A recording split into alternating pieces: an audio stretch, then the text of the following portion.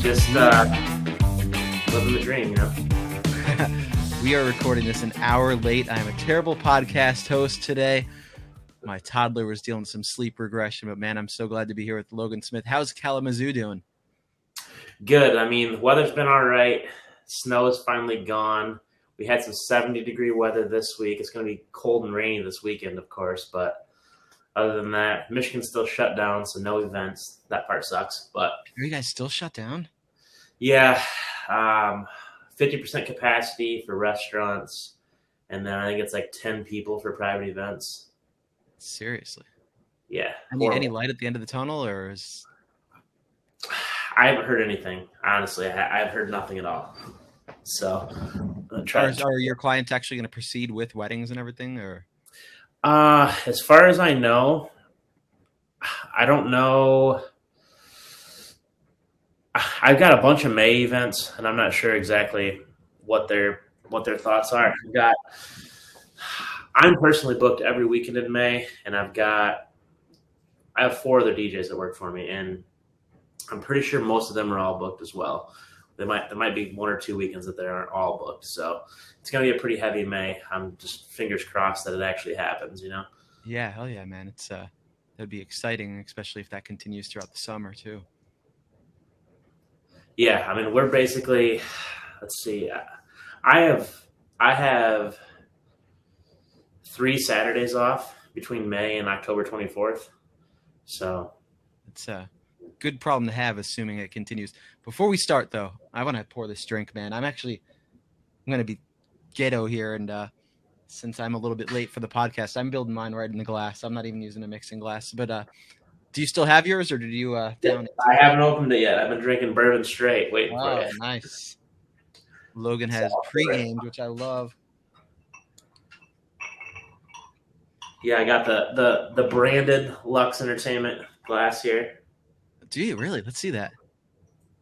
You're not gonna be able to read it now, but I'm just gonna pour it all. Hell yeah, man! Go big or go home. Oh, my cherry's stuck in there. No. Yeah, I did that on purpose. I wanted to get some of that cherry flavor there, so I just kind of crammed it in with my mixing spoon. But yeah, these glasses, my girlfriend actually made me a set. So it's like this etching stuff. Basically, you put a reverse vinyl sticker on it, and then you paint this etching stuff on there, and it etches your logo into the glass. So, nice. All right, I'm going to test your mixology skills here. Dude, I forgot my vermouth upstairs. I don't even give a shit. That's good, man. Is it solid? Oh, it's good. Very. I like the fact that you picked a Pennsylvania bourbon for me, or whiskey for me. Yeah, so I had a reason for that too, because it's a Monongahela style rye, which is a pre-prohibition rye. Okay. And I'm immature, and I thought Monongahela, Kalamazoo, both Indian names. I'm like, why the hell not? Ah, nice. I never thought of that. That is my crazy logic. So, dude, we've known each other maybe 3 or 4 years just on the online DJ world. We've crossed paths at DJ Collective. Never really had a good chance to chat, so I'm pumped for this. No, we haven't. I think we talked for maybe 5-10 minutes tops, over the course of the collective. Yeah, so that was 3 days. But no, I think we've definitely chatted back and forth comment wise on stuff, and Facebook Messenger, Instagram, all that stuff. But yeah, not a whole lot of FaceTime really. Yeah, good to have a sit down. So, what's your girlfriend's name? Shayna. And she lives with you, right? Yep. And did you guys just get a place, or are you in the midst of kind of fixing up a place you recently bought? So I just bought a house 7 weeks ago, 7 or 8 weeks ago now. I'm really lost track. My closing date was January 15th. So that's when I closed. Okay. Congrats. But yeah, we moved in. We've only been actually living here for a few weeks. Basically gutted everything except for the kitchen cabinets and the countertops. So it's been a journey. Luckily, I'm pretty handy, so I've done the majority of the work myself. I've got a buddy that's really good at tile, so he's done all the tile work, but we did the floors together, vinyl plank, I had new carpet installed in the bedrooms and the living room. and about 1,000 square foot of vinyl that we put down. So yeah, it's been a journey. I redid this fireplace behind me. So Okay. I actually this might be my new. I'm building an office in the basement right now. So I started framing that today actually. But this might be my new spot for YouTube videos. Yeah, you do a lot of YouTube shit, don't you? I haven't posted a YouTube video since I bought this house. So the only thing I noticed, I was doing some spying, and like you had like 30 or 35 or 40 some thousand subscribers. 100. So I have 3,700. 3,700. Yes, I'm sorry. Yes. Still pretty impressive for like. I wish it was 37,000. Yeah, I wish. The thing about the DJ like niche is it's really hard to grow. I mean, if you think of some of the biggest YouTubers, you've got like DJ Barr, Rick Webb, as far as like mobile DJs. And, Barr's only got like 60,000, like Rick's at like 43 or something. Wow. So that's a drop in the bucket compared to some YouTubers that have like 9 million, Oh yeah. So it's a really tough, you're definitely, I mean, if you're going to make a living at it, you've got to, I know how much I make. I make like $60 a month off of it. So, I'm not killing it by any means. So I would say keep at it, because everything that I read in terms of numbers and social media these days is brands are kind of trending towards micro influencers versus like the giant influencers that have millions of followers. Micro influencers, from what I read, have a more loyal following and they have more influence, which is what an influencer should be. So if you're making videos that are centered around DJ products, mobile DJ products, wedding DJ products, things like that, it's going to hit that micro influencer net. And who the hell knows, man? Like maybe you'll make a little bit more money, but you also get some product gear samples to kind of test out and run with too. So. Oh yeah, absolutely. So I've definitely got my hands on quite a bit of free stuff or discounted things. I'm an affiliate for Photo Booth Supply Co. So I get a little bit of a cut every time I sell one of those things, which is pretty cool. That's a phenomenal product. I would have known that last week because I just grabbed one. Yeah, the salsa booth is, dude, it's... We've branded it. We're not calling it salsa. We're calling it Lyric here. Okay. I had to come up with my own name for it just to kind of give it. Yeah, I call mine the Lux booth. I mean, okay. So yeah, so I saw you had it branded, and that was pretty sweet. Yeah. So that's just a vinyl sticker that I stuck on the back of it. Nothing crazy. So what do you so when you say you're an affiliate for Photo Booth Supply, I can hit you up next time I need one if I need 2 of them? Yeah, so basically, I mean, I don't really get like discounts or anything, but if you buy one through my link, I get a small commission. That's basically how it works. And I don't need discounts, man. I just if I could hook you up in some kind of way, that'd be awesome. Yeah, if you want to buy another one, I can get you the link. and we have a lot of DJs that listen, or our listenership is mostly DJs. So DJs, if you're looking for a dope photo booth, hit them up. Yeah, I mean, I think if you search the salsa booth on YouTube, I'm pretty sure I'm one of the first videos to pop up. I've got a couple different videos that I've posted on it. So especially when I think the one that did pretty well was the one when they released the hands-free mode. Okay. That one took off pretty well. That's a really cool feature. So have you got your salsa yet? No, dude. I actually just got the backdrop and the Atlas stand today. Or a couple backdrops in the Atlas stand today. I haven't even taken them out of the box, but no salsa yet. Yeah, so I wasn't I'd seen the salsa online and stuff, and I wasn't like super sold on it until I saw it at the Collective. Mm-hmm. And I actually had a different iPad booth prior to that. And it was like a whole nother level as far as like build quality and stuff. And just, it looks so sweet. I was like, all right, this fits my branding perfectly. So I need one. So I hit up Brandon. Yeah, I hit up Brandon and I was like, hey man, I got a YouTube channel, blah, blah, blah. You can give me some sort of a deal. He's like, I can't give you a deal, but if you make a video on it and people buy it through your link, I can give you a commission. And I was like, okay, that works. Yeah, hell yeah. So, and I think so. The salsa booth has a great design. The software is pretty nice from what I played with so far. But the thing I think I like the most about it is actually the shell design of it, man, and just how much it fits my brand versus other kind of like everybody else's photo booths, I guess you could say. Yeah, Plus the ease just of the use for simple fact that interaction. it's an oval. Yeah, Yeah. and the fact that it's an oval instead of a circle is just, I mean, that simple feature right there is just, people are like, they double take at it, And what I really like about it is the fact that you don't have to have an attendant. So people will just, they just walk up and you just use it, and it's super easy. So I found that, the guests are just way more themselves with it. Okay. They're not as, I guess, stiff. So they'll come up, they'll do a photo, then they'll do a GIF, then they'll do a boomerang, and then it's how many people can you fit in the photo, how many people can you fit in the boomerang. And I had a wedding. Yeah, it was last fall. It was like an 80-person wedding, which is obviously that was the norm last year. That's So massive. it was like 80 people. They had like 260 or 280 captures for 80 people. I was like, holy crap! I thought it was like I don't know. I thought it was an error, like a bunch of pictures got taken duplicates or something. But no, they just used the heck out of it. It was kind of wild. So tell me a little bit about Kalamazoo. How big is Kalamazoo? So Kalamazoo City is about 77,000, but we have a neighboring city called Portage, which like when you cross from Kalamazoo to Portage, you don't even know that you did it really. It's just like literally it's, one of those type of things.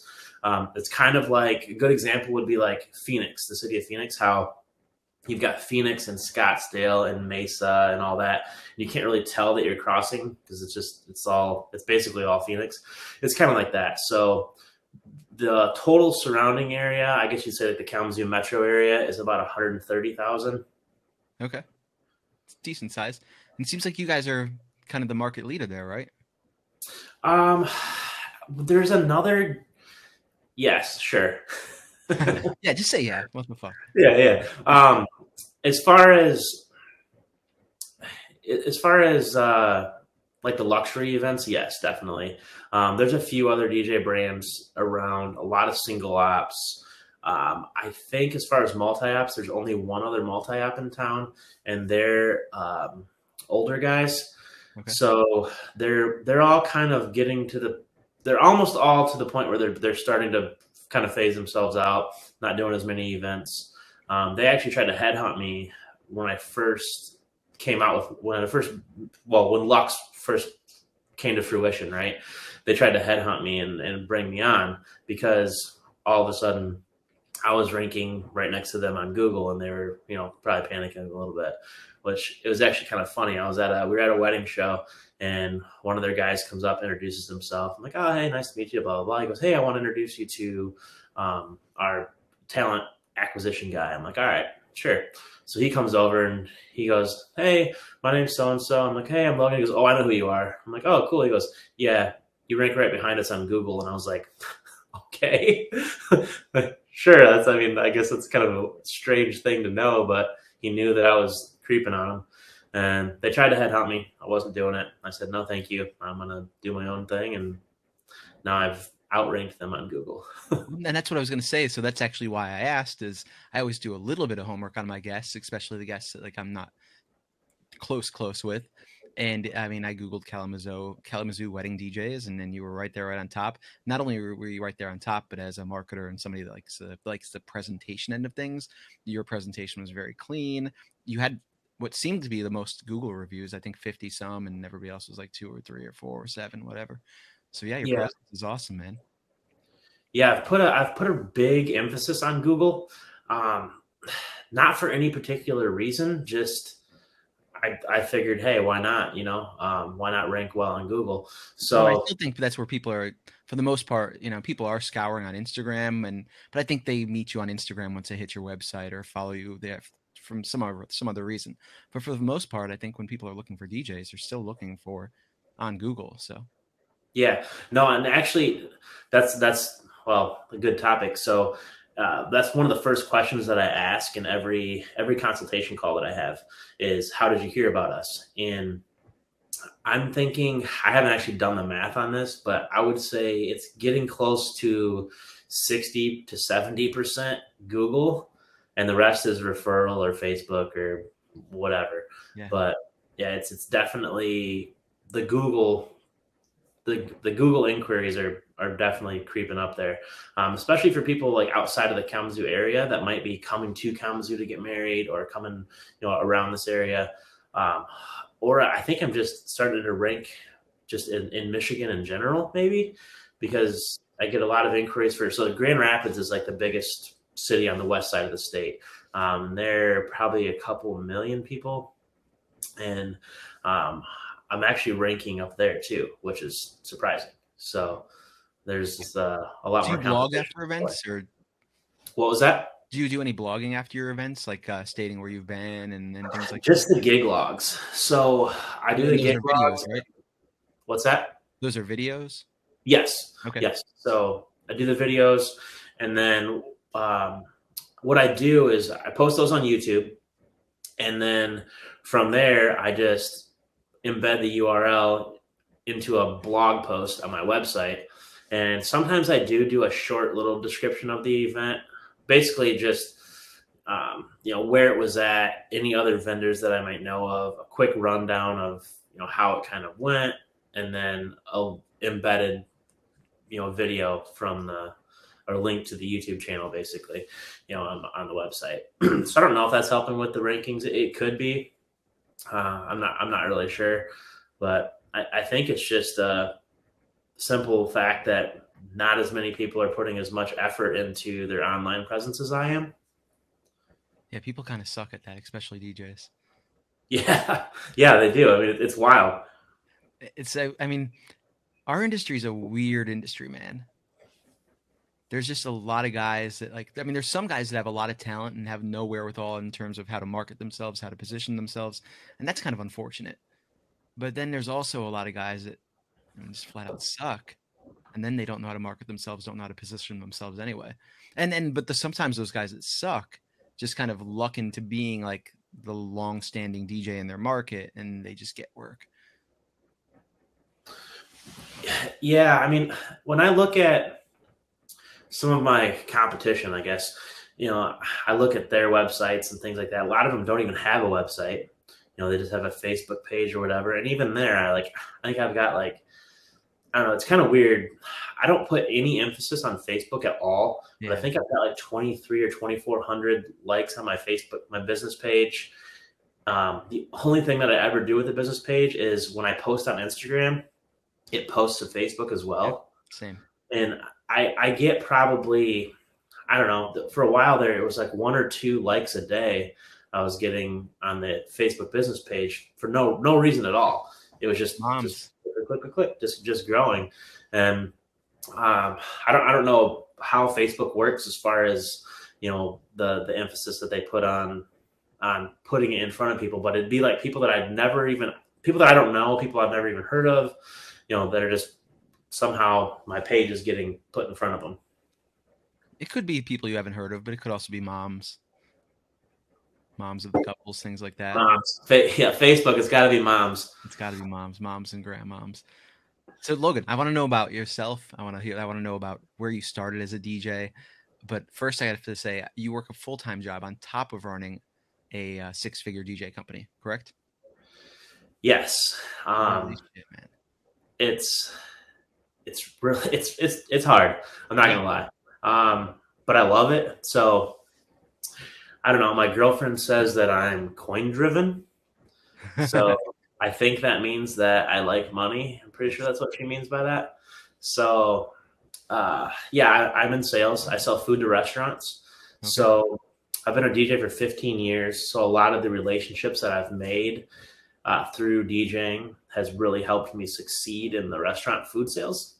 So a lot of the bars that I used to work at, those servers and bartenders are now restaurant managers and GMs. And, it's pretty wild when competitors or other people that work for the same company that I do go in and try to open an account and they can't get anywhere. And then I walk in and they're like, "Oh, hey, Logan." They're like, "Yeah, buy food from me." So it's nice to those relationships. It's kind of really cool how it cross pollinates. So yeah, I've been able to their friends, man. Yeah. So I've been able to basically take old friendships and rekindle those to developed this food sales job, and then also new relationships that I've developed, through the job. I've been able to take those and use that towards the DJ business as far as networking and, events and stuff like that. Like some of these restaurants that do caterings, I've got them referring me for weddings. So it's awesome, man. Cool. That is a very good side. You're getting both sides of the coin, I guess you could say there. Yeah, exactly.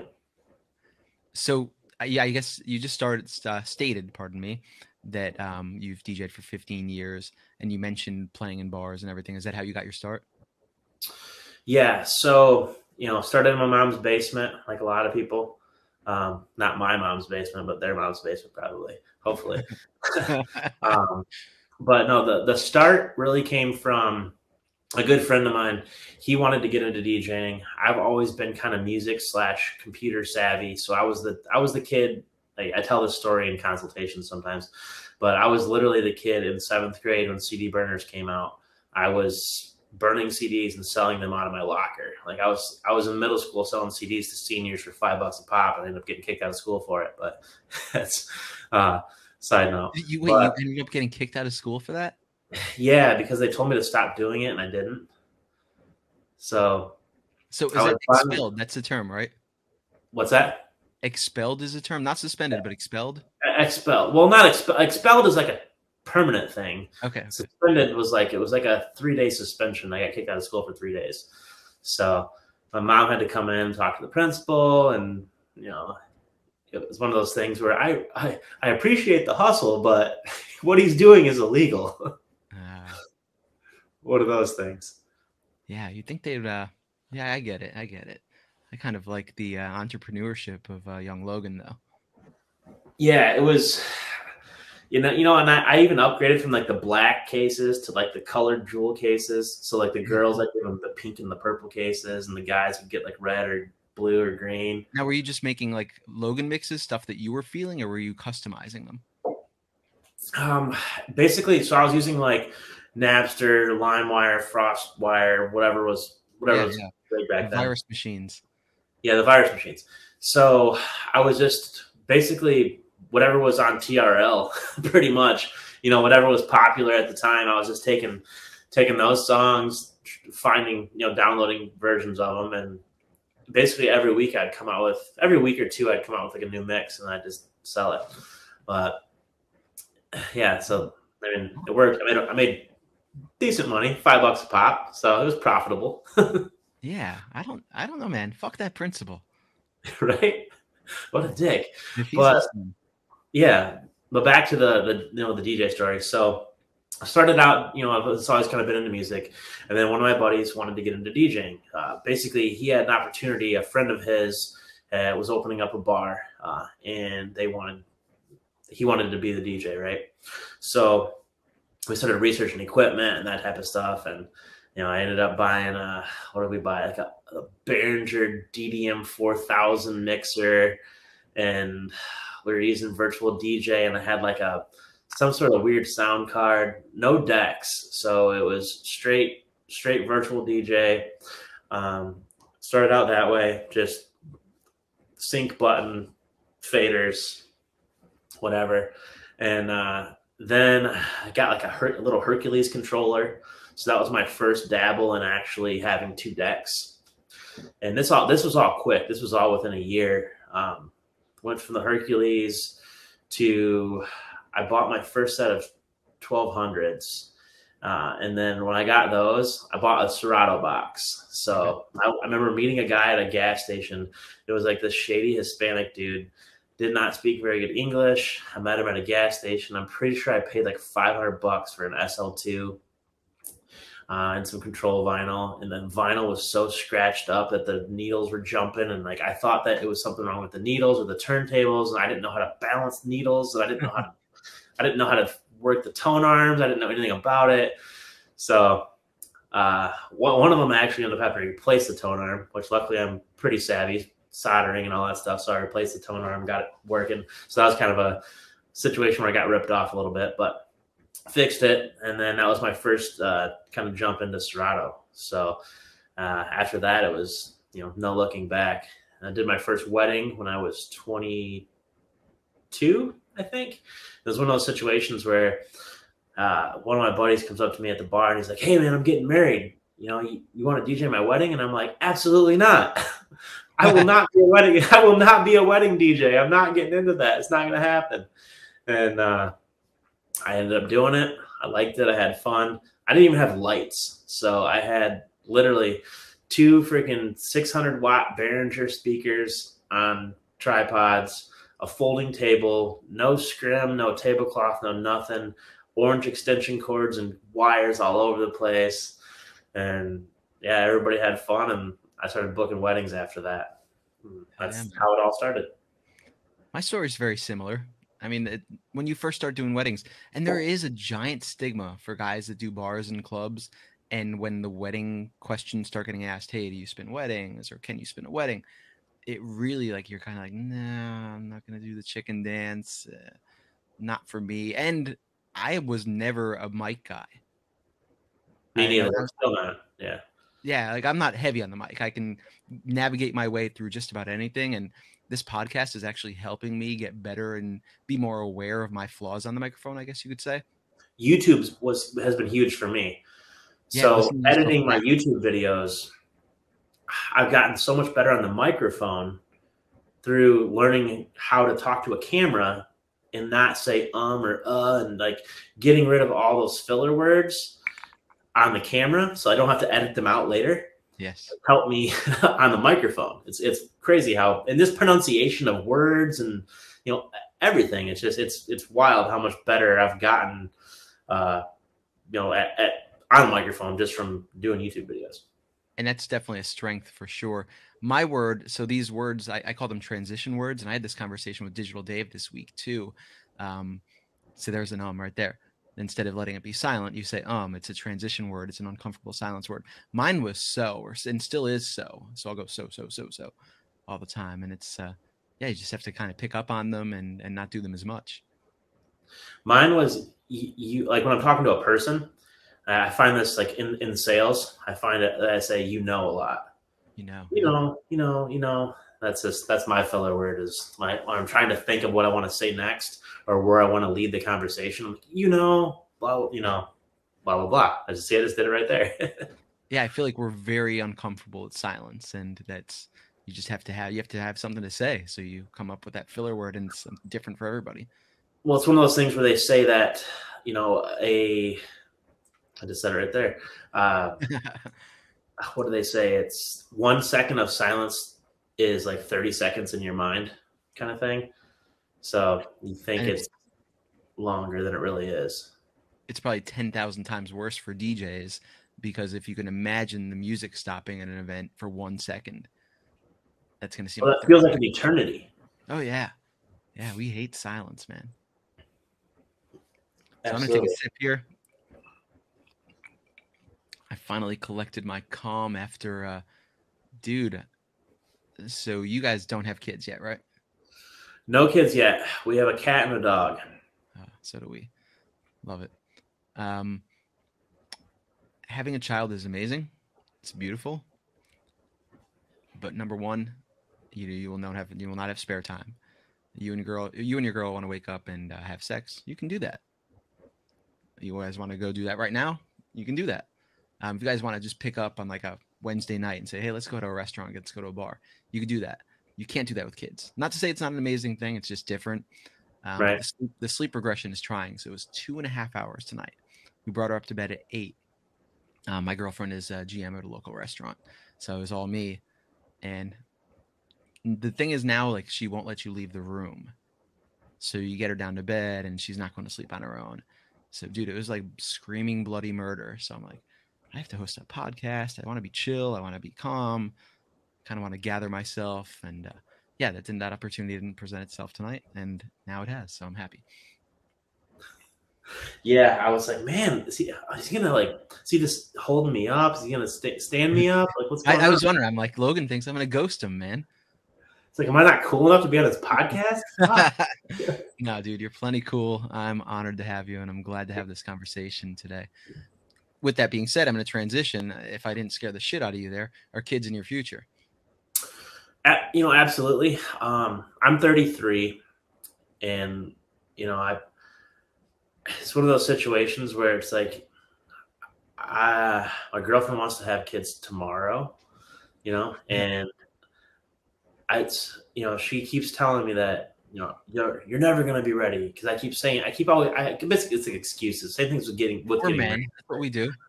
Yeah. She's like, well, are we ever going to get engaged? I'm like, I want to do this first. I wanted to buy a house first. Yep. I wanted to make 6 figures first. I wanted, I keep checking these boxes off, and I keep having to find new boxes. The goalpost keeps on moving further.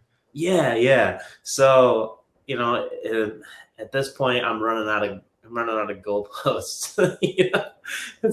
I'm gonna have to just do it sooner or later. Not that I don't want to. I do want to, but it's a big commitment. Big decision. It is. It's scary. I still haven't. I've been with my girl for 10+ years on and off, and we're still not married. Hopefully she's not right upstairs listening to this conversation, because I get it too. I feel you, man. Yeah, so we're going on 3. It'll be 3 years in. Oh man, it's Labor Day weekend. Okay. So it'll be 3 years Labor Day weekend, and we've been living together for, well, just over a year. So we spent a year. We both had our own places for the first year. Then we moved in together. And that was kind of my decision, because I've rushed into things with previous relationships, and I felt like that had a big impact on why they didn't work out. So she wanted to live together. I was like, no, I want to wait. I don't want to move in together right away. So we waited and lived together in an apartment for a year, and then just bought this house. So the house is technically in my name, but I say it's her house. I'm just paying for it. One of those kind of things. Mi casa, su casa. Yeah. I dig it. So how did you guys meet? Oh man, this is not the greatest story, but I was day drinking with some buddies, and there's a college bar in town here that has a really dope patio. It's like the only bar that has like a really big, like good patio. And Michigan, there's such a short period of good weather or patio, like you say, patio weather, Hell so, yeah, we do it here. Yeah, it sucks. So there's only a few bars that have really good patios. So that's why I hang out at the college bar, because they have a nice patio. So I was hanging out there with some buddies, day drinking, and this group of girls walks in, and she was part of that group. And I was shit canned, not gonna lie. It's like 3 PM. I'm just hammered, and my buddies are hitting on her friends. And then later that night, I see them out at another bar. I see her out at another bar. It's like the nightclub, like one of the nightclubs in town. I used to DJ at this bar, I don't know, years ago, but I had like Friday night residency there, and I still know a lot of the employees. So it's like one of those situations where I can kind of get everybody in, whatever, low key slide through the back door, skip the line. And I see these girls waiting in line, and I'm like, oh crap, I can get them in, right? So I go, get them in, whatever. And I'm thinking to myself, like, this is like this crazy coincidence. What are the chances that these girls are here, right? Well, come to find out, my buddies invited them. So nice. It had nothing to do with me at all, or nothing to do with the coincidence, nothing like that. It was totally planned. But we didn't exactly hit it off, not gonna lie. She did not like me at first. She thought I was a fuckboy, and yeah. I had a horrible reputation, and I had a horrible reputation. Can't deny it. I did. And so what's that? What's a horrible reputation? What's that from? Just playing around, having some fun?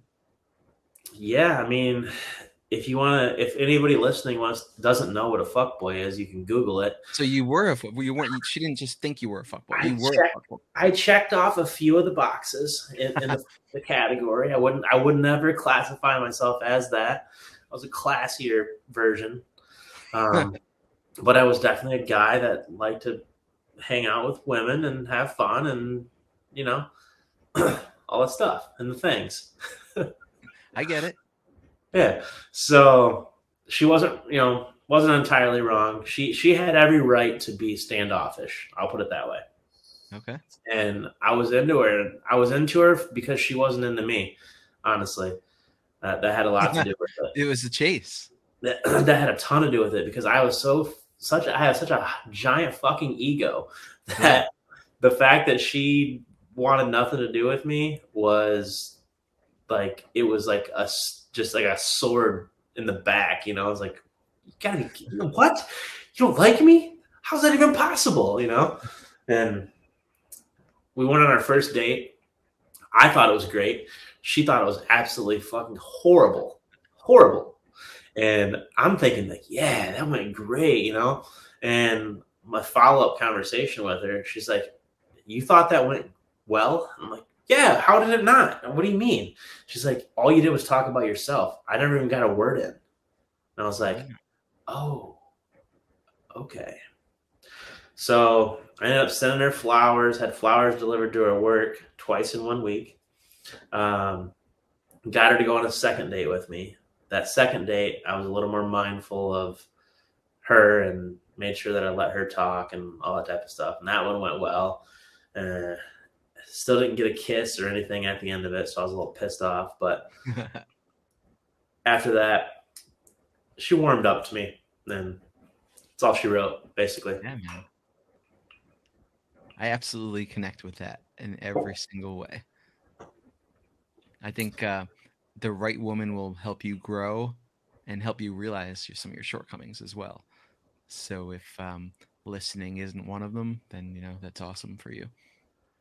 Oh yeah, she calls me on my bullshit all the time, and she's. I can guarantee you, I would not be where I am today had I not met her.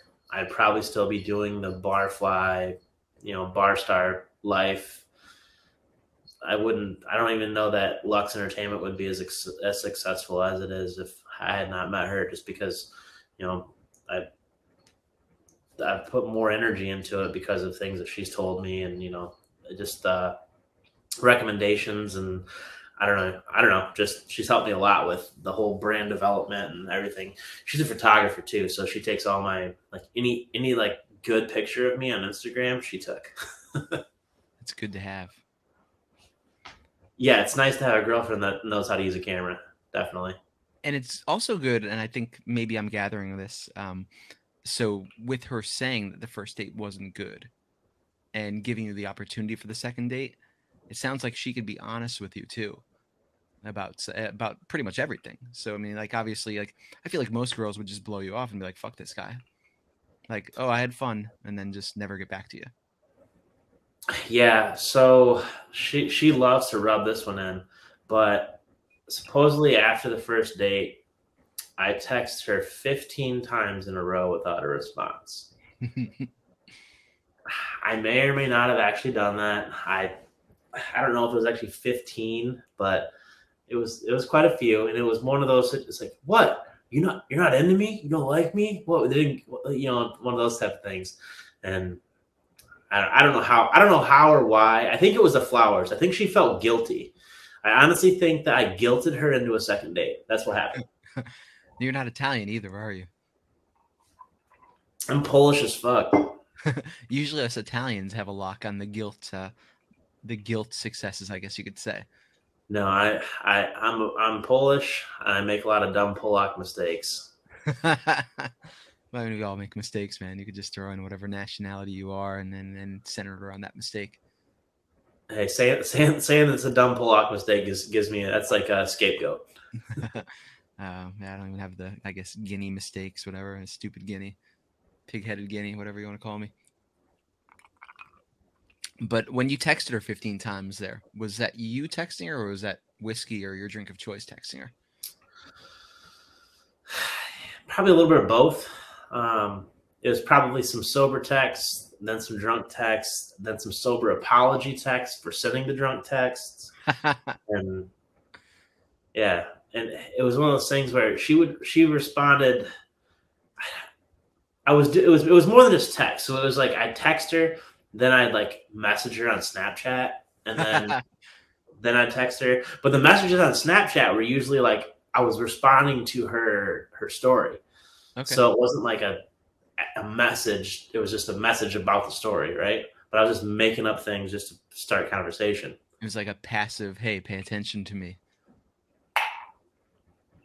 Yeah, exactly.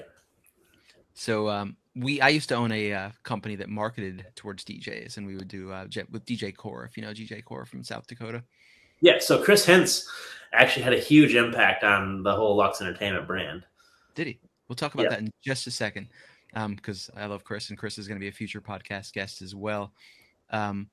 So Jeff and I noticed when we had projects that were due or coming due, or like if a client sent an email to us, we would get the guilty likes or the, hey, pay attention to us likes. Like that particular client would start liking everything and like, hey, that's awesome. Cool thing you're doing there. And yeah, kind of similar to your Snapchat story. Tell me more about Chris, though. How did he have an impact on Lux? Oh, man. So this one's rough. So I kind of mentioned that because we got delayed, I'd started drinking. And yes, which is awesome. So your Manhattan is gone. It was delicious. I don't know if you can see this, but you can kind of see the branding on the glass where it says Lux Entertainment. So I've got a very small screen. I've got a teleprompter, and it's just to basically to help me eye to eye with my guests.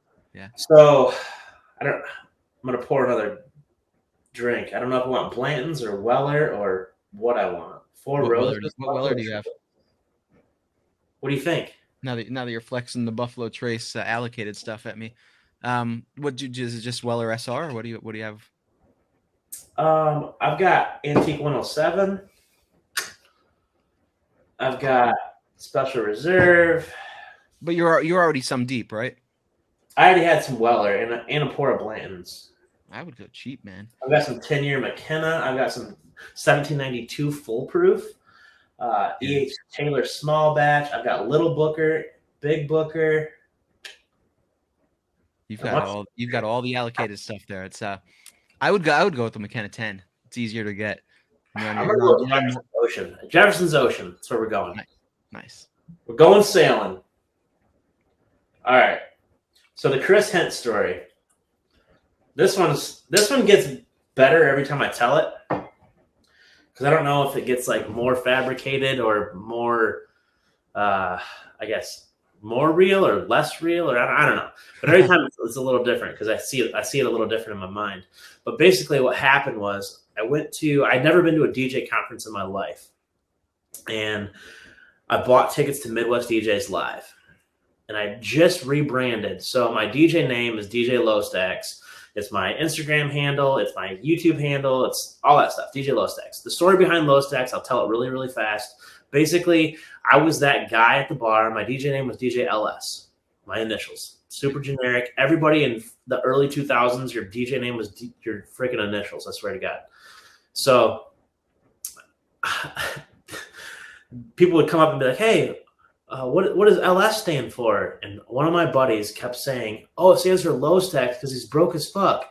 I'm like, all right, cool, man. Like, whatever. Way to be a dick. He'd do it in front of girls and all sorts of stuff.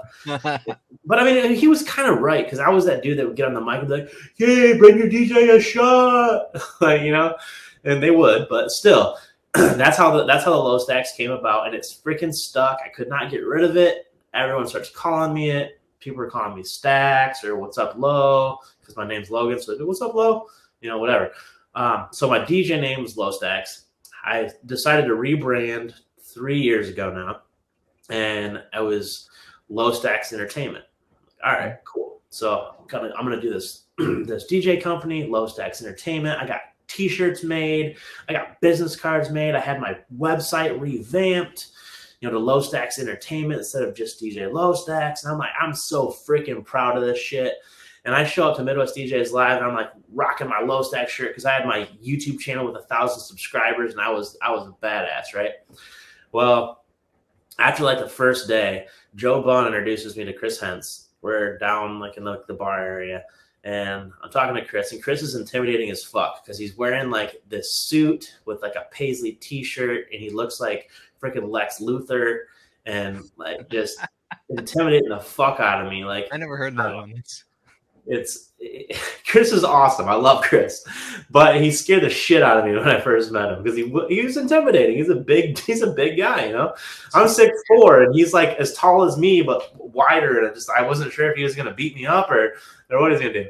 But he's like, "Hey, what's up? You know, I'm Chris. I'm Logan." He goes, "Oh, you got a card?" I'm like, "Yeah, sure." So I give him my business card, and he looks it over and he goes, "Huh?" And I was like, "What's up?" He goes, "Can I give you some constructive criticism?" I was like, "Yeah, sure." And he's like, "Change your name." I was like, "What?" Like, can you imagine like everything that poured, all the emotion that poured through my body when he said that? It was like, and he took everything out of me. That was your first interaction with Chris. Yeah. Change your name. Like, I give you some criticism. Change your name. Yeah. Yep. Within the first 45 seconds of talking. It wasn't like, how did you come up with this name? Tell me the story behind it. No, change your name. And I know, Chris. That's a Moscow mule talking. But yeah, probably. And then it got into that. I mean, this was like, this conversation was probably, and we were drunk, but it was probably a couple hours long, possibly. I don't know. At least an hour long conversation. But it went into, where did your name come from? I told him the story, and then he went into, nobody wants to work for a self-titled DJ company. There's a few that you know break that mold, like Bun DJ Co. and whatever. But for the most part, nobody wants to work. If you want to be a multi-app, you should change your name because nobody wants to work for a self-titled DJ company. I get it. And he goes, also, this does not read low stacks to me. When I look at it, it says low stacks. And I was like, okay. And he goes, are you a fucking accountant? No. So, and he goes, also, you know, what does it mean? It means like you don't have any money, right? So that comes off as cheap. So basically, you know, he went into this spiel about why I should change my name and all the things that were bad about it, and if I wanted to scale and all this type of stuff. So I'm like, you know, I'm going to be optimistic here. I'm going to listen to this guy. He seems to know what he's talking about. He dresses super nice, and I think he looks like he's loaded. So I listened to him, and he basically, long story short, Chris ends up telling me, I'm really just destroying the story, but he told me to get a hold of him, email, Facebook, Instagram, whatever, come up with 5 DJ name ideas, and we would take those names, and he'd help me kind of narrow it down to one that worked. Well, Lux was one of them, but it was Luxe, not Luxx. And he was actually who gave me the idea to do an X because he had done some market research on Lux Entertainment and determined that there were some other ones in there. But basically, if you change it to an X, there weren't as many. And that kind of correlated the low stacks with the Lux, right? Okay, so yeah. LOSTAX, LUXX. So it kind of reads the same almost, right? So that was kind of the idea behind it. So we settled on Lux, and then he told me about Logo Tournament, had me submit into Logo Tournament, and that's where this logo came from, was Logo Tournament, and that's all she wrote. I paid my website guy another bazillion dollars to rebrand my website from Low Stacks Entertainment to Lux Entertainment because no, I don't use Wix or Squarespace, and yeah, that's basically how it went. That is incredible. It's that story just kind of blows my mind because I do know Chris, like the expert, but like I know Chris the dude better. And I kind of wish Chris would come at me sometimes like that, but like I think I'm friends and he's probably a little more sensitive with me. I don't know if it was like I want to take you under my wing kind of thing or what. I've talked to Chris a bunch of times since then, you know, and he'll text me once in a while. I'll be like, hey, just kind of checking in, you know, what's up, bro? How you doing? You know, that type of thing. Or, you know, like I saw him at the Collective and, you know, whatever. But yeah, I'm not really sure why he took a liking to me, but he did. Yeah, I'm not a bad person. Eternally grateful. I've thanked him a million times, and he's probably annoyed by it by now. No, I don't think so. I think he likes the praise. Probably. Yeah, it's incredible, man. That's a great story. I love the brand. Yeah, I mean, I definitely, as somebody who is very brand centric, I'm a big fan of Lux, and I like the way you do it, the way you present yourself. So, I mean, and all compliments, man. Thank you. Website looks great, by the way, too. Checked it all out beforehand. Thank you. Yeah. So that's actually done by, it's a guy here, a kid here locally. I say kid, he's my age. But he did my original just DJ Lowstack's website back years ago. And I just had it kind of hosted through him and or whatever. And I hit him up and I was like, hey, man, I want to revamp my website. He kind of helped me. And it's all built through WordPress, but he doesn't use any templates. He like builds it all custom, I guess. So there's positives and negatives to that. The positives are no one else will ever have a website identical to mine. The negatives, I can't go in there and edit most things myself. Just a little I can edit some of the copy and stuff like that, but a lot of it he has to do. And he's so busy, it's sometimes tough to get him to do things. Like right now, I'm trying to get him to, I want a pop-up to come up when you go to my website that says we are no longer booking 2021 events. And because I'm getting like 7 freaking inquiries a day and it's insane. Yeah. And I've got to go into Dubsado and cancel my workflows on everything because I don't have any DJs. I can't book any more 2021 events. We're done. So it's kind of a pain in the ass. He doesn't understand how crucial it is. I'm like, dude, I need you to do this for me. I forgot that our common bond too was I think you and I are probably, at least in the large scale DJ community, we're probably two, like in the very small group that actually uses Dubsado as DJs. I love it. So do I. And so I had sampled, or I did a trial of Honeybook in my previous job before I started selling food to restaurants. The CRM that I used through that job, the way that the workflow and like everything, the layout and everything, it was very similar to Dubsado. And that's why I was kind of drawn to it. And, you know, I like it. It does everything that I need it to do. I wish it had like text message features. I wish that would happen. I wish it had an app. The mobile version is okay. I love it overall. I came from DJ Event Planner, and I was a long-term DJ Event Planner user, 2010 or so. And I think they launched shortly before I started using it, so I was a pretty first-run user. It just never developed beyond what it needed to. So DJ Event Planner, I will say, it does everything you need to do as a mobile DJ in the worst way possible, in the most difficult way possible. So if you need to do scheduling, it's difficult. If you need to really, really spend time building it out. And even with 8+ years on it, I just reached my wit's end, and the visual look and feel of the software didn't match my brand, which is super important. So when you mentioned texting, there are other software. So I don't use Dubsado for sales. Dubsado starts for me when I send out a contract. There are other software pieces. Mike Petritis, who is this week's guest, he does sales coaching. He has an automation software that he's white labeled. It's beautiful, and that's what I use for my sales. But you could also use something like ActiveCampaign, and you can do that by simply putting forms on your website. It gets driven to ActiveCampaign, and you kind of write out the sales process. So as a salesperson, one of my weaknesses was getting in touch with people first and follow up. And we built that in Mike Petritis and I built that to be automated. So it gives us trigger points and everything like that. And for a busy person like you, it's something to look at. It's not difficult to do, but again, just like anything, it's setting it up. Yeah, Mike actually helped me out. Back, it might have been probably 2 years ago. I met him.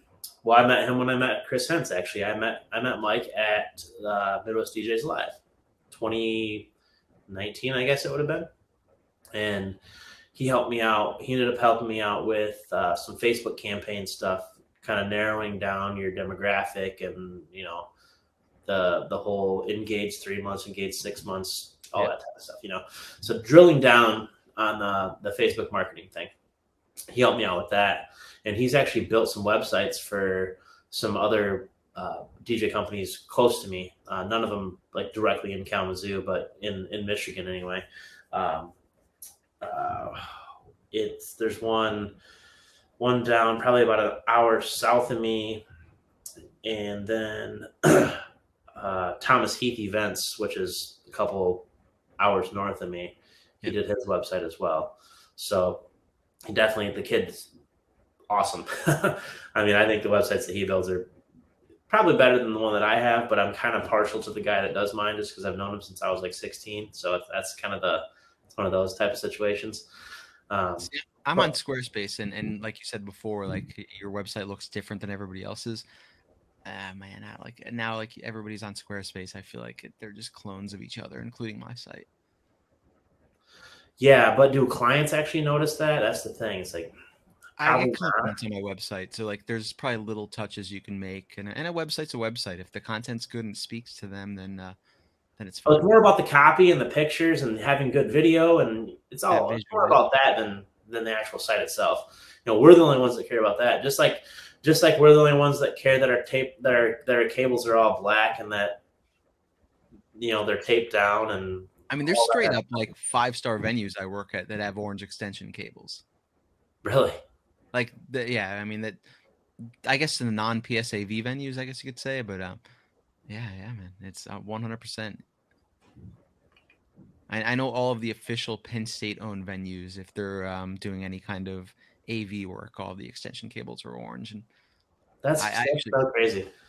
And like I'm going to say this because I've actually been to therapy for like control issues, and I've realized like in relationships that I've got control issues in the past, but I don't even give a fuck about this. If I see an orange cable at a wedding I'm DJing, I will swap it out with my stuff and then wrap theirs up very nicely and set it aside. This is something I'm doing. It's associated with me. I'm the electronics geek, I guess you could say, as a DJ. So I don't want people thinking that's mine. Yeah, no, I mean, I agree with it. It wasn't something that I was even conscious of for a long time. And, you know, I'm probably one of the few people, well, I don't want to say few. I'm one of the original people that joined the DJ's Vault that actually literally took every ounce of Joe Bunn's information in like a sponge. Yep. And basically, I mean, I've got him to thank for a lot of what I do too, to be honest with you. You know, he's been awesome. I mean, Joe, I'd say like the two people that I've met since Lux Entertainment came to fruition that I talked to the most are probably Joe Bunn and Justin Reed. So Justin's amazing. You need to get Justin on this podcast soon. I'm good friends with Justin, and I think I probably need to put the effort in. I'm not going to put the blame on him, but yeah, we need to get him on as a guest because he's a cool. He won't do it on his own. No, he's busy, man. I get it. Yeah. Oh yeah, but Justin is the type, like if I call that fucker, he'll answer the phone. He will. Yeah. It doesn't matter if he's like driving on the road or like, dude, I called him 2 weeks ago to ask him a question. I was having some issues with one of my guys, and I call him and he's like, "What's up, bro?" He's like literally in the drive-thru ordering coffee, and then he runs into and drops off some dry cleaning, and like he's like doing like this whole routine on the way to the office. He's like talking to me the entire time. Like he didn't need to do that, but he did. So that's respect right there. And you know, he's really good at taking conversations and putting them into bullet points and spitting them back at you. Like, bro, you really are paying attention. It's wild. And as somebody who's so big on the visual branding of things, he actually inspires me. The new Uptown branding. Dude. Yeah, no. When I saw that, I was like, "Whoa, what is this?" He completely rebranded. This is sweet. So if you look at that visual refresh or rebrand, everything from his website to his logo to his YouTube videos, they're great. But I'm gonna straight up pay him an honest compliment. I think he's got the best social media of any like multi-op DJ company in the country right now. He's completely crushing it. That's the template that you want to follow. He does a hell of a good job, especially the newer stuff. His newest videos and all that stuff are just they're next level. The way that he talks, I want to buy from him. I don't care what he's selling. Just the way he talks. Fun fact about Justin Reed though: the night that I met him was at Midwest DJs Live. He's wearing an Uptown hat I'm drunk, nervous because I just met Joe Bunn in person, and some other guys. Joe, like, the original launch of the DJ's Vault. I was like, I'm an affiliate for the DJ's Vault too, and apparently, like, there was quite a few people that subscribed because of my link or my video that I did, my review video. So Joe's like just pouring drinks down my throat. He's like, "Yeah, drink, bro." I'm like, "Oh, cool." And he doesn't even, little did I know that he doesn't even drink. So he's like, yeah, he'll sip, but like I think it's even fake sips, man. Dude, he's like, "What do you drink?" I'm like, "Yeah, whiskey and Coke." He's like, "Oh, 2 doubles." So he's like giving me drinks. So, and then I walk up to Justin and he's got like Yeezys on and his Uptown hat and his beard. And I'm like, this dude just looks intimidating as fuck. So I'm like, "Hey, what's up, man? I'm Logan." He's like, "Oh, hey, Justin. Nice to meet you." Blah, blah. And we're talking. And I literally said this to him. I said, "So how did you come up with the name Mint?" And he goes, "I'm not Alex Nepa." And I was like, fuck. How the fuck did he confuse me and Justin Reed? I I'm don't 5'5", he's 6 foot. He's got a beard. I'm bald and shaven.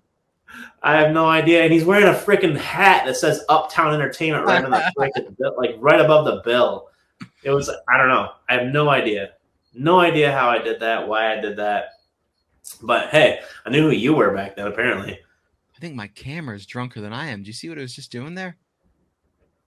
Oh, I wasn't sure if that was my internet connection or if that was your camera. I think I've got this soft light on a little too harsh, which is whatever. All good.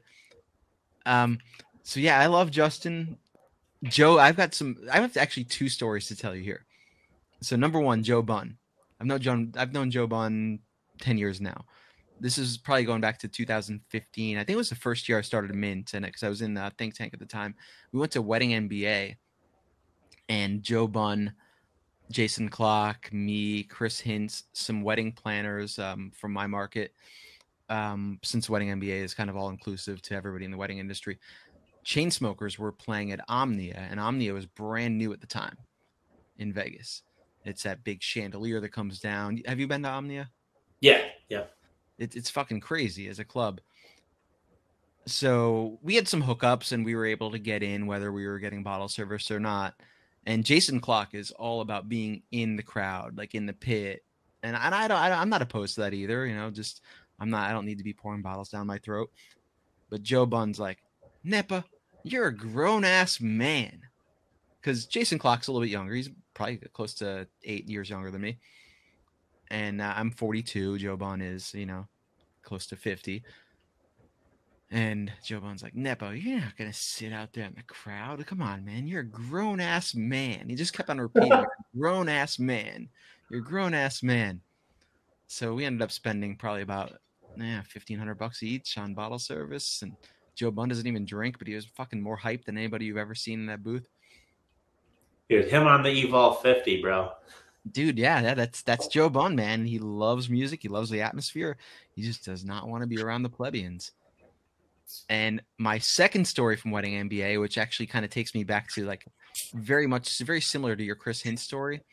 This is the first year I had Mint. I love my branding still. Like I'm a big fan of obviously what I do, and I'm not ashamed to say that. But we do nightlife, we do weddings, we do corporate. But we didn't really have a focus on our social media. It was everything from sloppy club flyers to like homemade videos of my employees to really professional videos that were done at our wedding events, things like that. But I was super proud of it at the time, not knowing any better. We were super active. We would post 2 to 3 times a day. And I sat down with the cutest girl. I was single at the time. Sat down with the cutest girl from the Knot at this hotel bar. I forget, whatever. It was a shitty little hotel, like actually a nice hotel, but it was just a little bit off the strip. And I sat down next to her. We had struck it up, had some drinks, and I was like, "Oh, let me show you my social media," because she was doing social media in some role for the Knot. Just like so proud of it, man. I was like, fucking my ego is up here. And she's like, just scrolling on my phone. She's like, "Oh, this is fucking trash. What do you guys even do?" She's like scrolling through. She's like, "What is this shit? Who's this guy? Who took this picture?"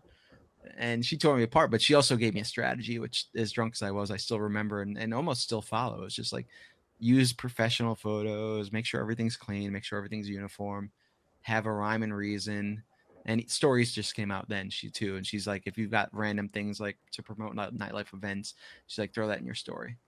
So that's my story there. My very similar to your Chris Hints, like, you're proud of something and just get knocked down, but the hit actually is a positive, I guess you could say. Well, yeah, that's just that's a personality trait, to take things and, I guess, grow from them, and actually digest them and figure out how can I take this constructive criticism and better myself from it. Whether it be my DJ business or my day job or whatever. Like I'm constantly trying to just evolve and do whatever I can do just to be that much better. To, like, what do they say? What's the saying? Improve 1% a day or whatever. However that's saying. That's my go-to, man. 1% every day. Yeah. Something like that. I try to do that every day, whether I'm hungover or not. Sometimes I'm pretty hungover, but and I apologize if I'm the cause for your hangover tomorrow. Dude, you're gonna be, because I fresh cracked this Weller 107 and I had two just super tall pours. So I was honestly kind of nervous. I've never been on a podcast before, so it was new. It's new. I'm glad you have popped your cherry, man. I'm gonna pour just a tiny little bit more of this. We could definitely got just a little bit more to talk about here. Hopefully I'm not hungover. So typically we just have a cocktail and we do like, 2 pours and that's it. But the free pours do get dangerous and hangovers get dangerous. Going back to that 1% thing though, you have to think about everybody that has ideas. Everybody has an idea. Everybody has 100 ideas, but nobody acts on those ideas. So if you start sloppy, low stacks, DJing at a bar, whatever the case may be, you started. You took the initiative to actually start, to do something, and you're continually improving. So in no time, you're going to be an expert, especially compared to the person who just lives that regret of never starting. Right. No, that's that's a very good point, because there's so many people. I think it's a different mindset. It's hey, I'm going to try it. I'm going to try it. And I've got other friends that are entrepreneurs, and they'll start something, but they never finish. They never really truly put in the effort. They think of these ideas that are going to be these great ideas, and if those ideas don't take off on their own with the minimal effort that they put in, they just give up. It's over. And I'm going to point out a Matt Reticelli quote that is something I live by and die by. Done is better than perfect. Yeah. And that can be applied in 1,000 different ways. But I always relate it to the tech world, where things launch in beta and constantly get refined. They're putting it out there. Yeah. Yeah. Version 1.1, 2, 3, 4, 5, 6, Yeah, man. Constantly getting refined. So before I was active in the DJ world, I actually did online marketing for a company locally here in State College. And I found my way through my charm and dumb luck. I went to a tech conference in Chicago, and I found my way into dumb luck into Google's Christmas party, the Google Chicago office Christmas party. And I was able to have a long conversation with their third employee, who was their first female employee. And she kind of said the same thing. She's like, we just want to constantly launch shit, and if it doesn't work, we'll discontinue it. No harm done. And if it works, then just keep on refining it. And I think that's how we need to think about things, whether it's getting on YouTube, putting out mixes. It doesn't have to be perfect, as long as it's good. Mixes. That's another thing. Are you putting mixes out? I haven't done one in a long time. Nate Nelson was actually the one that got me back. So this is another history lesson. So back probably, 9 years ago, I would say 10 years ago, my mom moved to Phoenix. I went out there to Phoenix. I met, I can't remember his name now. Holy crap. It's the freaking bourbon. Yes. Yeah. I met a DJ. I'll just say that I met a DJ. He was doing video. I'd never seen anybody doing video before. This completely new to me. Like, oh, mind blown! This guy's doing video. Well, he ends up hooking me up with some videos. Long story short, I come back and start doing video. Well, I ended up having an opportunity to do some events at this country bar, and I don't know the first thing about mixing country music, and a lot of it is not mixable because it's instruments, right? Yeah, it's so tough. I'm trying to find redrums and edits and things like that of country, and there's like nothing at this time. There's nothing. There's hardly anything. Like DJ Silver, DJ Steele, rest in peace to DJ Steele, and a couple other guys are doing some country edits. I started dabbling in Ableton, and next thing you know, I'm making my own redrums, not edits, not full on edits, just redrums, just putting bass lines behind, bass, kick, a little bit of snare, behind a country song and making it mixable, adding an 8-bar intro, 8-bar outro, that type of stuff.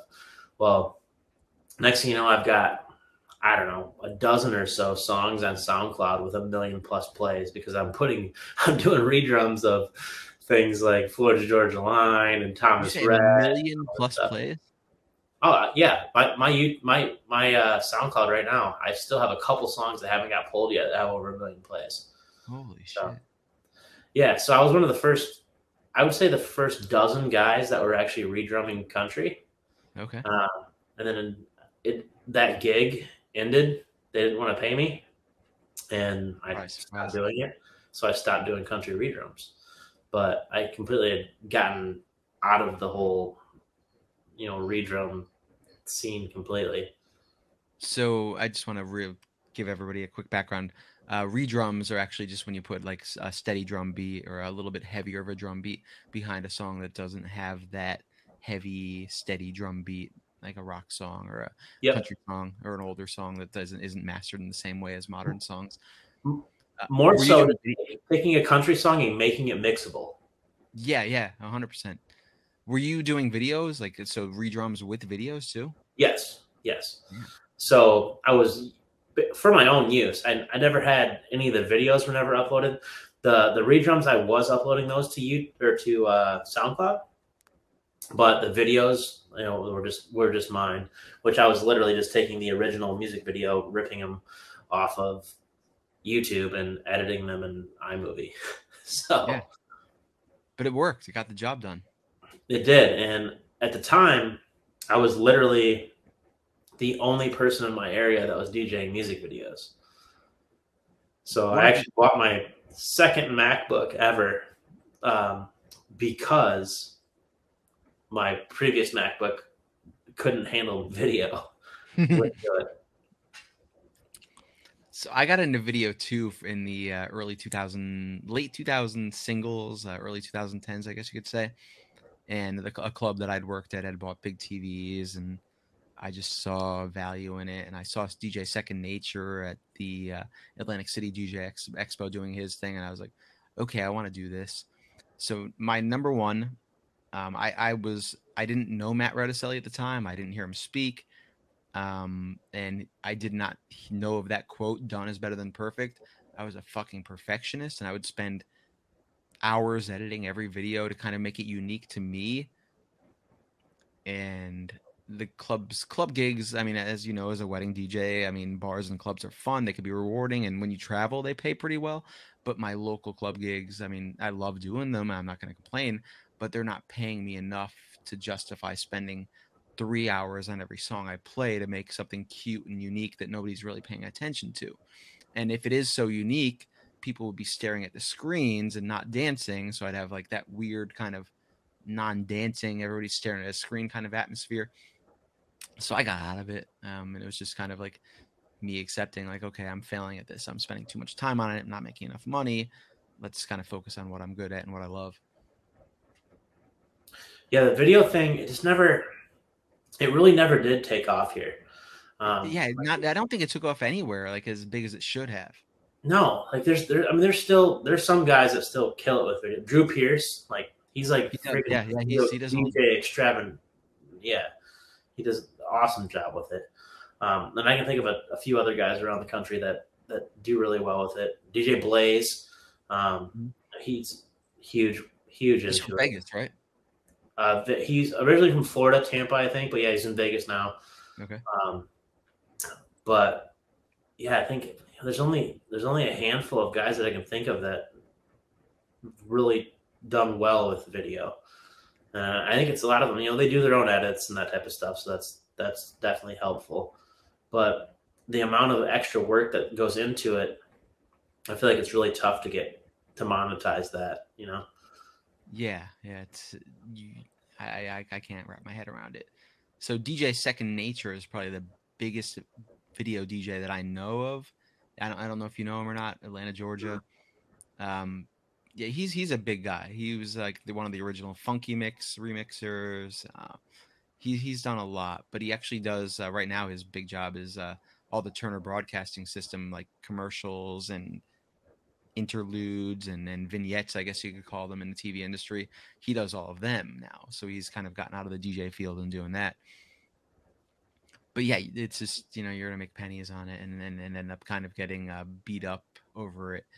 I did want to ask you though, in terms of DJs, who are some of your biggest influences?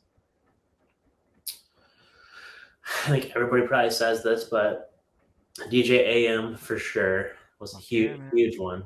Yeah. I mean, Qbert because of YouTube, DJ Angelo because of YouTube. Being able to meet DJ Angelo at the Collective was like.